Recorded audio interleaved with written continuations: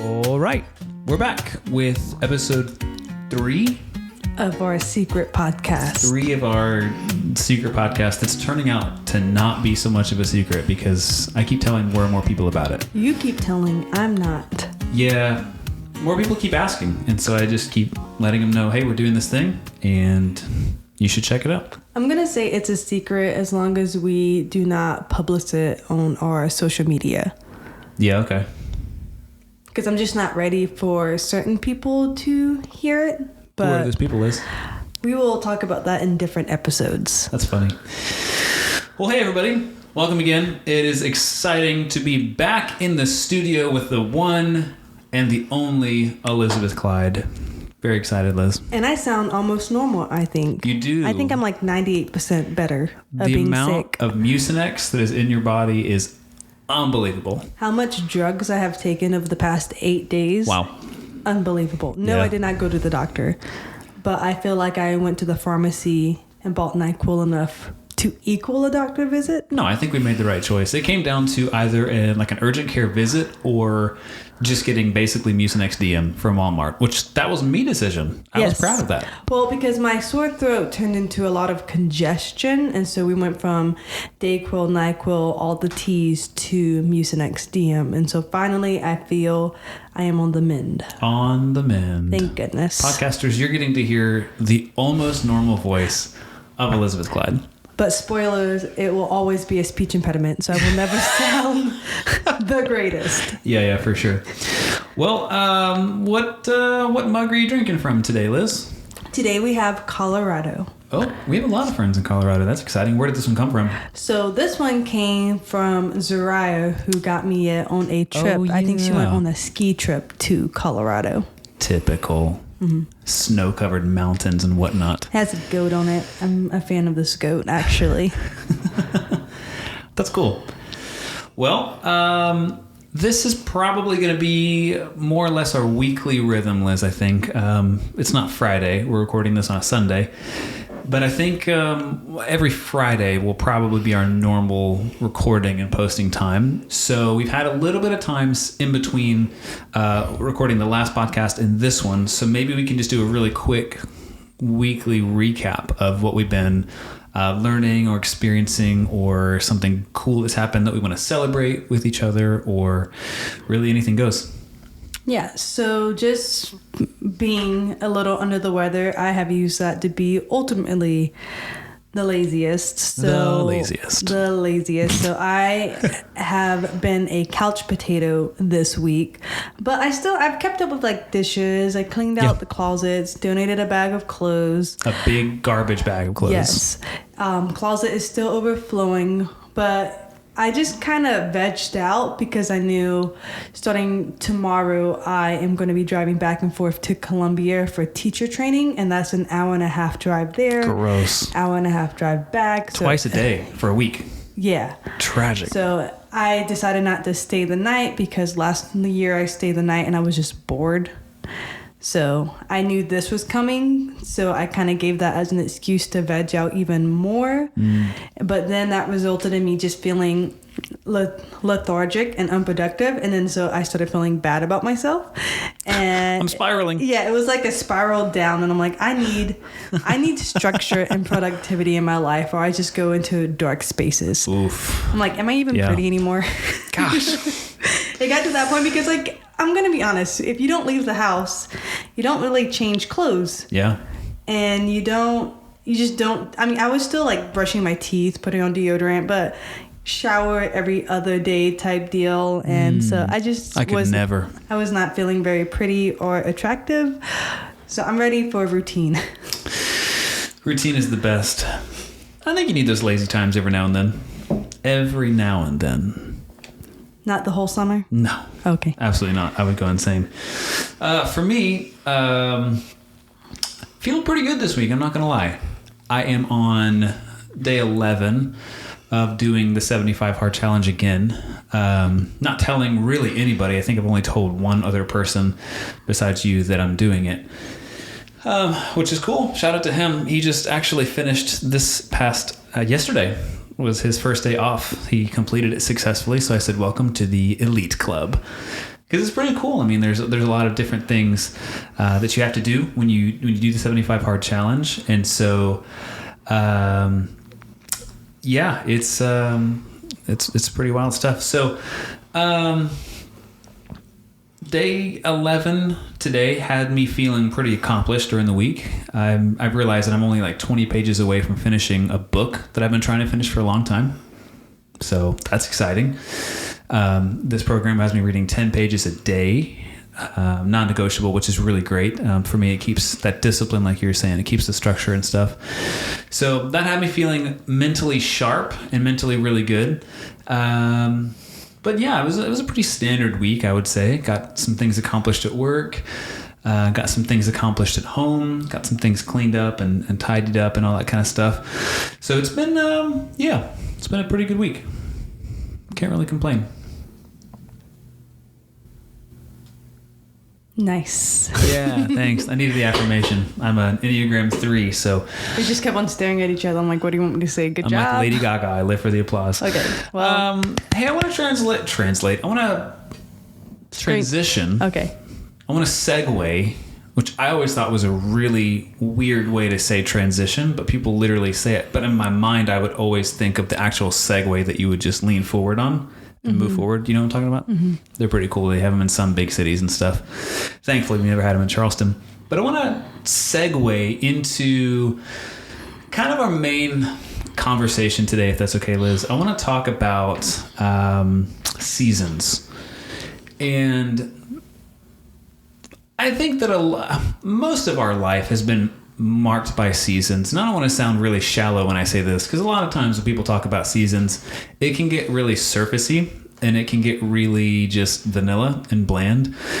And the seasons that we have experienced and that we've walked through with people have been anything but vanilla, I would say. Through years of leading small groups in a military town where, we'd get new Navy nukes in every so often, and they would stay with us for a season, and we would fall in love with them, and we would spend holidays with them, we would celebrate with them, we would cry with them, we'd pray with them, we'd live life with them, only for them to just be picked up and transplanted over and stationed somewhere else. And that is a tough season. But there's also been a lot of other seasons that we've walked through, both personally and ourselves, and I just kind of want to focus the conversation around that for the next 30 minutes or so, really just to walk through some of the seasons we have experienced and how we've dealt with those in a healthy, as healthy as we can, I guess. Not always healthy. Maybe sometimes we turn into couch potatoes, right? But I want to kind of have a conversation on that. And I want you to share with us a season change that you've experienced and how you felt about it and how you dealt with it. And then I want to kind of jump into one of mine, and I want us to really talk about that openly and don't hold back. Be honest with me. Let's process it, let's hash it out, let's figure out, okay, this is how I'm feeling, this is how I felt, this is what people may feel, this is what they need to know through that whole process. So maybe kick us off and let us know, I don't know, tell me about a season change that you had that was new or difficult that you had to walk through. Well, I don't really know about the difficulty. The first, when I think of season change, my automatic thought goes to job transitioning. Okay. I've always said I've had 3 different careers, having a lot of different degrees, but going from, I would call myself the cake drifter. I worked for Piggly Wiggly corporate. Yes. So in case you guys didn't know, Piggly Wiggly is a southern grocery store. The motto was get piggy with it. Yes, it was very cute. And so I worked for the corporate, and I would travel with them and go to different bakeries to kind of make sure their cakes, if one store was running behind, one of their cake decorators were on maternity leave, or if they just needed extra help. You tighten up the rope. Yeah, I would come in, kind of make sure that everything was to corporate standards. And I loved that job, but sadly Piggly Wiggly downsized. And so with that, so did my job. Very sad. And then just working different various baking jobs, transitioning, working at the church that was in interesting season, and I thought the church would be my dream job. I thought that was going to be A lot of people think that. I thought that was going to be the job. I'm always looking for the job I'm going to stay with for the rest of my life. I don't know if that job exists the more job transitions I have, the job seasons I have. But I thought that was going to be the job. But then working, and maybe it was a you problem. You said to be honest. But working so closely with you, it was not my favorite because we had the same day. So when we got home from church, You said this before. it's like, well, how was your day? I know exactly how your day went. But then even worse off than that, if someone corrected you at work, then my defensive wifiness That's fair. got in, and I would get rubbed the wrong way a lot of the times because I'm like, well, he's great. What are you talking about?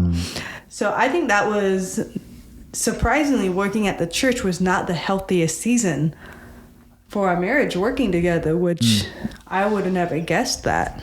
Yeah. And then transitioning my season of working through the church, working at a university, I really did enjoy the work. I just didn't enjoy the politicalness. And so learning with any jobs is going to be politics. I feel like with any season change, you just kind of have to not make do with it, but you have to learn the whole new set of roles. You know what I mean? Roles and rules. And you have to accept the fact that nothing is going to be perfect and nothing may be forever. Right. And so I love what your mom always said is bloom where you're planted. I love that too. And so now that I am in this new season of teaching where for the first time, like finances, I still can't believe teaching was a pay raise from Charleston Southern University. Mind blown to me.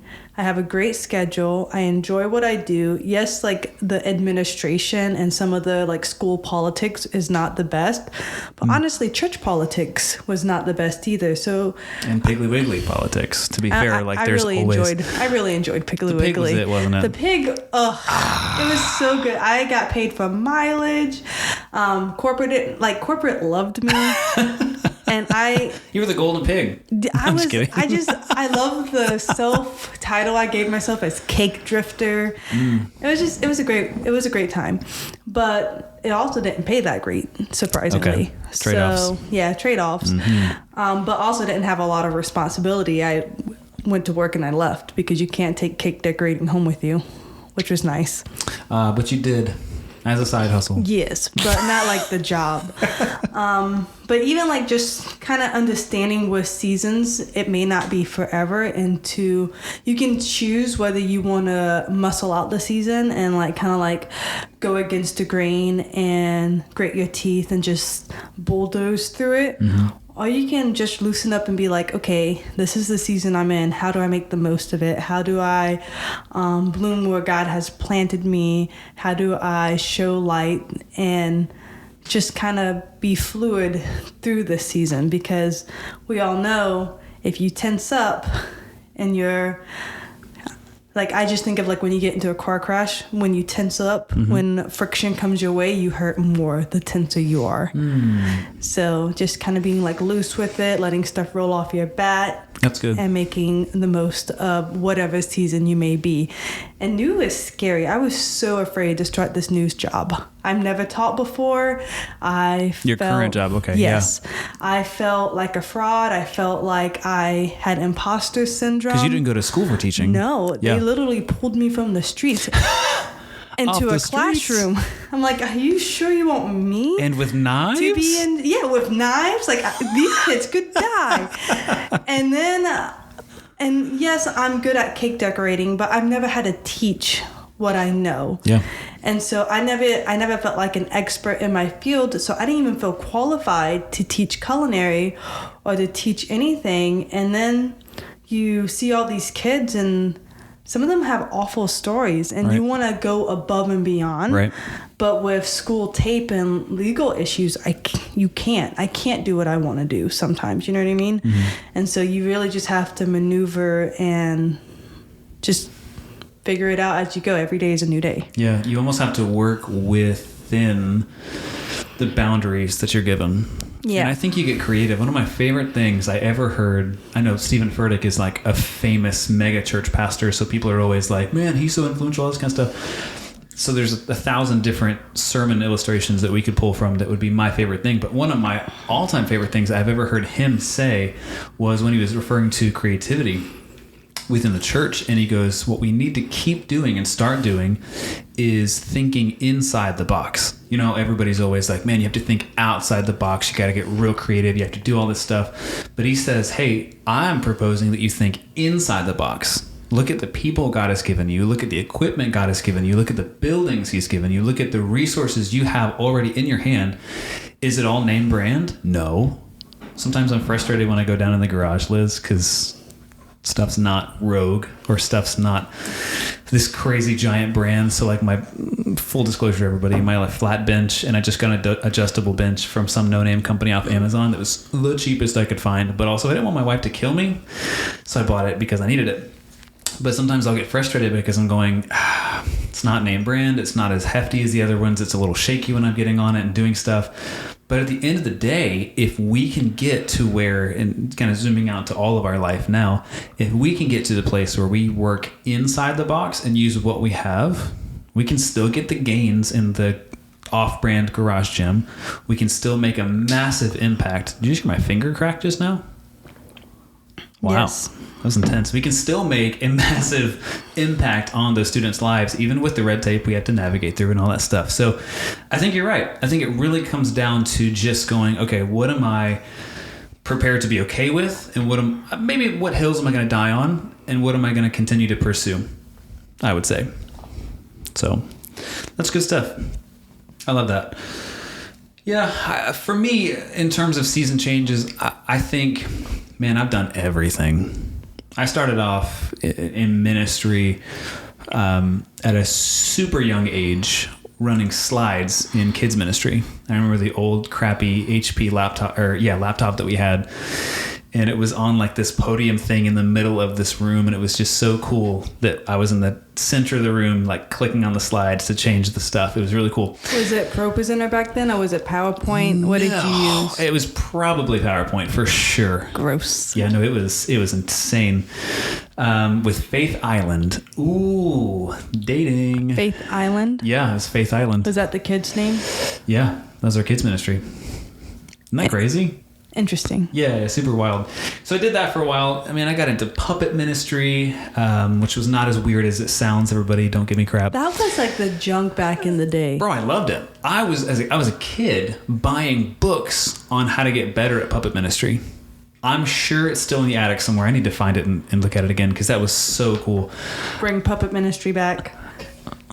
No. Yeah.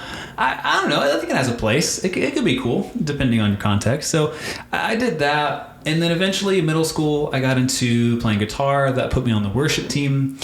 And that got into leading worship. And so I have served as a worship leader at the church that we're at now at a campus level. Man, I was there for 6 years, right? Or was I in my associate pastor role as well at that time, within that time? So in 2008, you started as the youth worship leader. At one campus. Yeah, you're right. Yes. And so I think coming August will be 10 years with you at Faith. Okay. And so I think probably, 6-7 years. But you still lead worship from time to time now. Yeah. So I wouldn't say you stopped leading worship. It's just not your everyday job description. Yeah, for sure. So, but in any effect, I was at that campus for when we launched Goose Creek. I did worship leadership, which was really cool. And we were in those people's lives. Those team members had no choice but to love me because I was always there. I feel like when I think about just my season as a minister's wife, I really enjoyed This was the one? Yeah. I enjoyed it because I took a lot of value of being able to be a minister's wife with having, when I say absolutely no musical talent whatsoever, I am tone deaf. I have fat fingers, so I can't play any instruments. I have no rhythm, so I can't even do the cajon, and I can't even do a shaker. But you know what a cajon is, so that's cool. I do know what a cajon is. So, and so oftentimes, and so I'm I'm brash. Yes. And so Taylor says, I love the shock value. You do make shock value statements. So when people just assumed I was musical because I was married to a worship minister, I took great pride in being like, absolutely not. Like, look at me. I'm just bullheaded, guys. I'm very bullheaded. And so I just took a lot of pride in that because I was like, I can have an identity out as a minister's wife without doing the ministry. And did you feel like you were thriving? I felt like I was thriving because with Thursday night practice, I went to practice with you. Yeah. And so I felt like because in that worship season, because you guys did the early morning with Sunday, it was almost you were with the same team more consistently. Mm-hmm. And because of that, it felt like more of a family. And so with that, I was able to, we did like themed dinners and I was able to host a smaller group of people. Gosh. And it was a fun time. Do you remember that one Thursday night where I don't even think we practiced? We planned to do songs we really, really well knew really well. And then we brought tables out with a big brown tablecloth and you looked up like bravery characters, like for in kanji in Japanese? No, this was because we wanted to do a Mulan night. Chinese. So you were drawing those. It was literally like Mulan before the live action, like the brave, the honor, the symbols of that. Yeah. And so we made stir fry and we bought like the little like Chinese containers with chopsticks.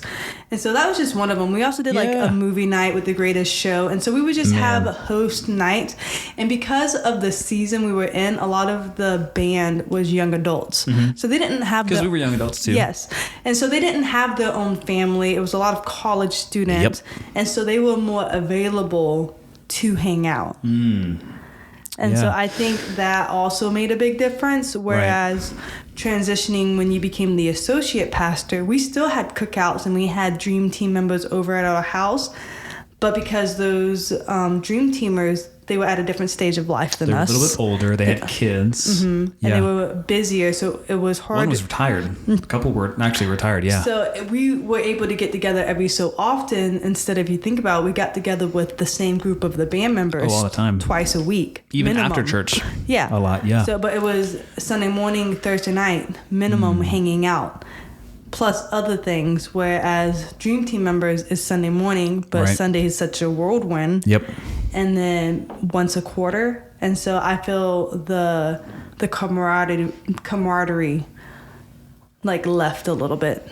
Not really the intentionality. It was just because. Most definitely, yeah. Yeah. Yeah, just availability. Mm-hmm. And we got busier too. Oh, yeah. I mean, there's 1,000 things screaming for and fighting for your attention in ministry. So went from worship leading to associate pastoring, and that was at the same campus, so it was okay.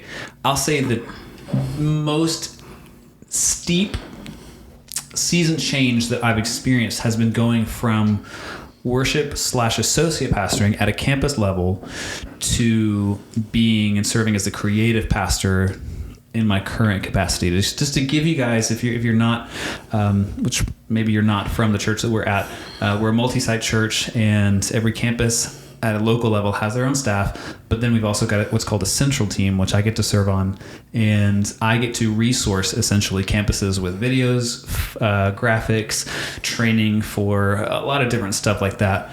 And so love that stuff. Always did graphic design, always did photography, always did video stuff, and signage, and tried to innovate that as best I could at a campus level. But now stepping away from a campus level and stepping away from that consistent seeing people face to face the same week, chatting it up with these people over a coffee and a donut in the hallway every week, moving on to the central team where I'm traveling to almost a different campus every single week, and not having a Sunday specific role, that was really, really hard on me. For a while, up until about 2020, when the Lord ripped this out of my heart, I was consumed with being the image of Taylor on the stage versus having any kind of depth at all, any kind of real substantial gravity to who I was. To the point, we joke about it now, but man, it was really a thing in my life where every weekend I was buying new outfits, new shirts, different shoes, whatever it was, so that when I wear those things on stage, I would feel successful. I would look, let's make it honest, I would look successful, put together, influential, all that kind of stuff. And man, it was a manipulative season for me too. I was obsessed with surrounding myself with people that are successful, that would in turn make me look successful, even though I wasn't doing anything. And I was frantic and anxious every time somebody hit that decline button on Planning Center. So that was a horrible season. In 2020, like I said, the Lord kind of removed that stuff from me, which was great. And I really worked through a lot of personal struggles through that whole season. But now, stepping out of that Sunday morning role to what I do now, it is so Sunday hands off. We went to church this morning, Sunday when we're recording this, by the way, and I didn't do anything. I didn't even drink coffee because I have my big water bottle, because I have to drink a gallon of water every day for 75 hard. But it's still kind of strange to think that my role now, I'm able and almost expected to just be in the hallway and just talk to people, rather than getting up early on a Sunday and doing rehearsals, which were so early. So early. We used to go to the gym before that too, remember? Oh my god. It would come up on my Facebook. That's when we were like just lunatics. I don't even know what we were. We were lunatics. But yeah, that has had to have been difficult for you, with me stepping from that kind of relationships that you explained earlier with the worship leading stuff to now. Has that been kind of taxing on you and challenging for you? Surprisingly, not as much. So before Taylor officially accepted this role, we got asked, what would we rather do? Would we rather campus pastor, or would we rather go into this creative role? And so I even told Taylor, because there was a campus opening at the time, and not saying, we got asked if we wanted to put our names in the hat. And so we were fairly confident if we would have said we wanted that campus, it would have happened. Maybe. And so I told Taylor, I was like, well, I would actually get more of a voice if we went campus pastoring. Because you like to service host and speak from a mic from a stage. Yeah, and I loved working at the altars. I love the consistency, and so just kind of going through conversations and whatnot, we decided it's better to be in that central role for you, just because if you think about it, ministry is one of the few occupations. I don't want to say the only, and then everyone would be like, name 5 other ministry, 5 other jobs. But ministry is really the only job that I can think of where your spouse has a role with your job. Ooh, that's a hot take, Liz. Because, a plumber's not taking his wife to work with him, or, you come to my classroom during the summer to move heavy things, but you don't come into my classroom to help me teach. Right. And so I just kind of looked out a little bit further back. I was like, I'm not going to be with you Monday through Thursday, so I really wanted you to be more fulfilled. And kind of just thinking through, I didn't want the responsibility of a campus pastor's wife. The more I thought about it, I'm like, yes, it would be nice to have a voice, but kind of like what you were saying, looking back, do I want the voice because I want to be seen, or do I want to glorify God, or do I want to? I think I didn't want to lose the relationships, and so I think that's why I was like, well, do we want a campus pastor? Do we want to keep these relationships? But surprisingly, in this season of being in the central role, and because I can talk to a wall, when we go to any of the campus, I see someone I know. Yep. Which is really nice. And if I don't know someone, I introduce myself. Mm-hmm. And I'm not saying a lot of people know my face, but I feel like I'm known enough. It's not weird if we are having an altar call and I see there's a line of females wanting to be prayed for and there's not enough female altar calls. I can still get my fulfillment, and I can go and I introduce myself, and I, not that it matters, anyone can pray for someone, but for some reason just introducing myself, saying my husband's a pastor on staff, they feel like I have, I guess, a super connection with the Lord. Well, I think there should, my opinion, there should be a vetting process before people are allowed to pray with people. We don't allow anyone to pray for us correct. at the altar. So I think that's another reason why I always introduce myself, so they don't think I'm this rando. So I let them know my husband's a pastor, and then they allow me to pray with them. I always ask permission. I don't just, lay hands on people, and that's just amen. That's just weird.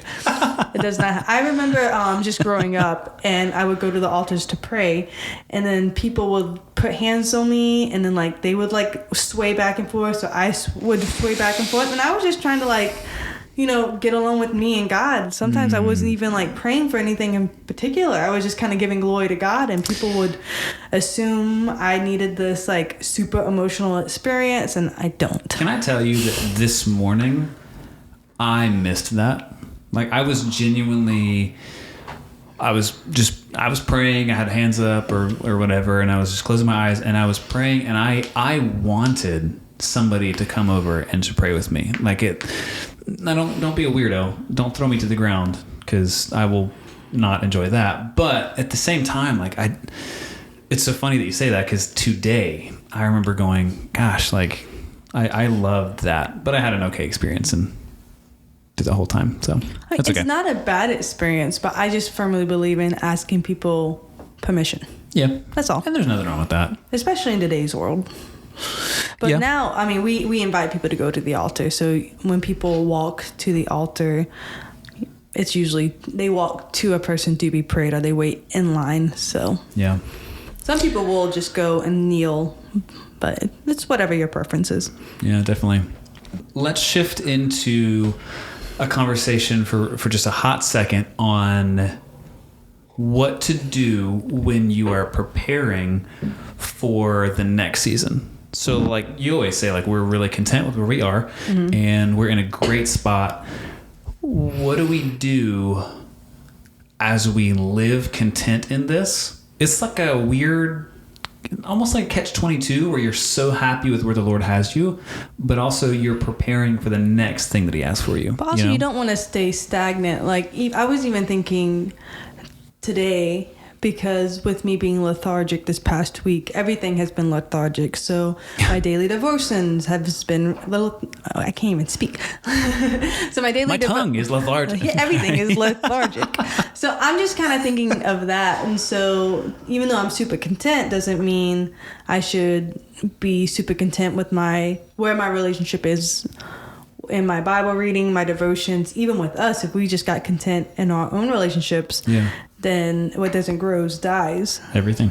So we still go on date nights. I need to be better disciplined in the word. So next podcast, this is my accountability. Ooh, tell us. I haven't heard this yet, everybody. I'm just saying, as I just said, I'm being kind of lazy in my daily devotions with the Lord and praying. So next podcast, you have to ask me how that's going. Cool. Okay. I will do that. Mm-hmm. That could be fun. Maybe next Friday we can talk about something, I don't know, something that we have read maybe in our soaps or our journals or whatever. That's good stuff. Yeah, I think I mentioned it in the first episode that we did, where and I think I kind of listened back to it, and I made myself out to be somewhat of a, I don't know, a lunatic. You are a lunatic. Or full of myself or something. I don't think that I'm in any way better than anybody else.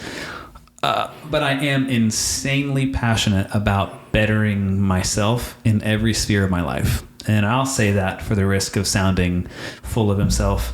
But from everything from fitness to spiritually to, again, not dieting so much. That's going to have to happen sooner or later, but not right now. Hey, big win for Taylor, though. We went to Earth Fair today, and I got I think they're called the Giggles, which is really weird. You pretty much got healthy sour Skittles. Healthy sour Skittles exist, and I am here to tell you, everybody, they taste better than sour Skittles. I'm just saying, natural sugar, artificial sugar, sugar is sugar. 22 grams of added sugar, by the way. Yeah, but I'm just saying sugar is sugar. Even too much fruit with the sugar, it can be bad. But it's organic cane sugar. Okay, it's a step in a healthy direction, but also it's a step backwards in the budget because that was expensive. Yeah, no, that's true. It was like $5 for that little bag. Yeah. That was dumb. I got chocolate covered banana chips. I wish I liked bananas. I would have killed those. I mean, healthy in moderation, but still not the healthiest. Yeah. So to bring it back in as we kind of wrap up this, I think, yes, I think you have to live content with the season that you're in, no matter what it is. I think you've got to find some semblance of, I'm happy with where the Lord has positioned me, and I'm not going to waste this season. I'm going to fully embrace it and live it out to the best of my abilities. But at the same time, I think even in the season that I'm in, maybe you as well, the season that we're in, as being crazy content with everything that we're experiencing, got good jobs, got everything like that, I think you still have to find yourself improving on everything that you can. So you're growing spiritually, you are financially stretching yourself in terms of savings goals and all that kind of fun stuff. You are trying to make yourself better because you are preparing for new levels. And with new levels come new devils, right, Liz? Stop. Yeah, you hated that. I knew you were going to hate that. But what I mean is that your next season's going to challenge you to be a bigger version of yourself. And so you have got to make sure that when that time comes that you're able to step into that size shoes. So you have got to be growing yourself and your capacity so that when the Lord goes, hey, this door is open for you, it's time to go through it, you're able to grab the handle. You know what I'm saying? Well, it's even then whenever like I was going through that season of I was reading the Bible in 30 days, the whole Bible. The 30-day shred, that was amazing. Yeah, and so I was feeling super like spiritual. Like I felt like As you should.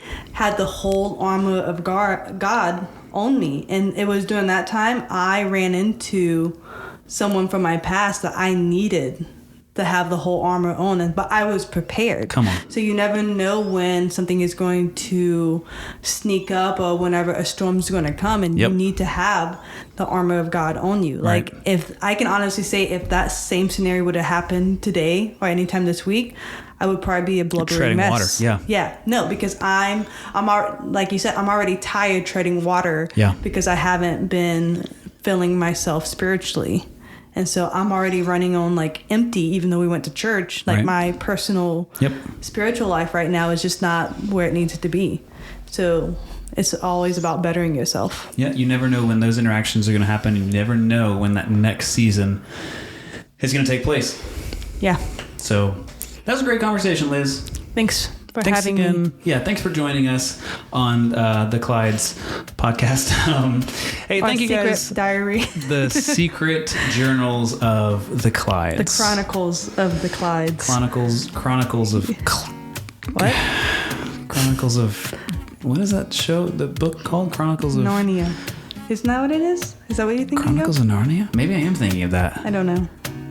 Anywho, hey, thanks so much for listening, everybody. We're rambling on, so it is definitely time for us to sign off. Don't forget to rate this podcast, which is now on Spotify and Apple Podcasts. Yay! So as you're listening to this, be sure to rate it so that it can put it in front of even more people, so even more people can join us on this journey of learning. Can they review too? Can they like drop a review? Yeah, I think you can. I'm pretty sure if you go over to... Well, don't look it up now. They can look it up. Or we can figure it out later. It's true. But if you can review it. If you can rate it, which you can, definitely be sure to rate that. But until next time, we will see you guys later. Bye.